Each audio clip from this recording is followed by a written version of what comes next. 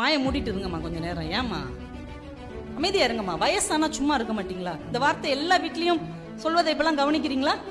வயசானா அமைதியா இருக்க மாட்டீங்களா? ஏன் அம்மாவுக்கு இப்பதான் வயசாகுதா?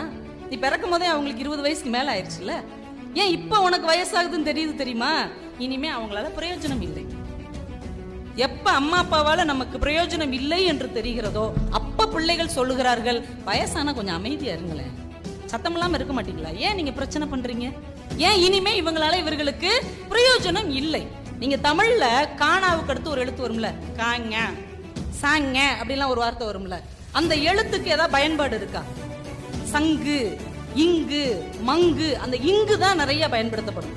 அங்கனம், எங்கனம் அப்படின்னு சொல்லும்போது அந்த ஞாவுக்கு ஒரு இடம் இருக்கும். அதுக்கப்புறம் வர்ற ஞாங்க அப்படிலாம் இருக்குல்ல, அதை எங்கேயாவது பயன்படுத்தி நீங்க பார்த்துருக்கீங்களா? அதுக்கு ஏதாவது பயன் இருக்கா? கிடையவே கிடையாது. அப்படி வார்த்தையே கிடையாது. ஆனால்